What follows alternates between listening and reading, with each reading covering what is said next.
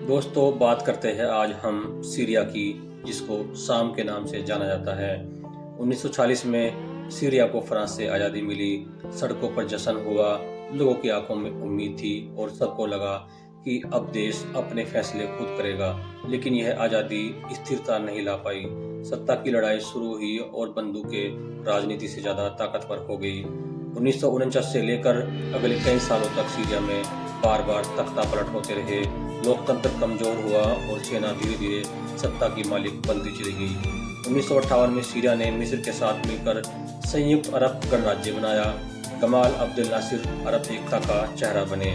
लेकिन जल्द ही सीरियाई लोगों को महसूस हुआ कि सत्ता काहिरा से चलाई जा रही है। 1961 में यह सपना टूट गया और सीरिया अलग हो गया। 1963 में बाथ पार्टी ने सत्ता पर कब्जा कर लिया और नारा था अरब एकता और समाजवाद। लेकिन हकीकत में ताकत कुछ लोगों के हाथों में सिमटती चली गई।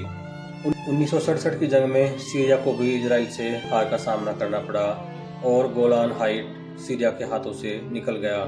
इस हार ने सरकार को कमजोर कर दिया, लेकिन सेना और ज्यादा ताकतवर हो गई। इसी माहौल में रक्षा मंत्री हाफिज अल असद उभरे। 1970 में उन्होंने अपने ही साथियों को हटाकर सत्ता अपने हाथ में ले ली। इसे करेक्टिव मूवमेंट कहा गया। इसके बाद देश में एक पार्टी, एक परिवार और एक नेता का दौर शुरू हुआ। असद के शासन में देश शांत दिखता था, लेकिन यह शांति डर की थी, विरोध की कोई जगह नहीं थी। 1982 में हामा शहर में सरकार के खिलाफ विद्रोह हुआ। जवाब में सेना ने शहर को घेर लिया। टैंक सड़कों पर उतरे, गोलियां चली और पूरा शहर मलबे में तब्दील हो गया। हजारों लाखों लोग मारे गए। इसे इतिहास में हमाद नरसंहार के नाम से जाना जाता है। इसके बाद सीरिया में आवाजें खामोश हो गई और साल 2000 में हाफिज अल असद की मौत हुई। लोगों को लगा कि शायद अब बदलाव आएगा, लेकिन सत्ता उनके बेटे बशर अल असद को सौंप दी गई। इस तरह सीरिया की कहानी यह बन गई कि आज़ादी तो मिली थी, लेकिन इसके बाद डर, खामोशी और सत्ता का एक लंबा साया छा गया। दोस्तों, आज की वीडियो में बस इतना ही।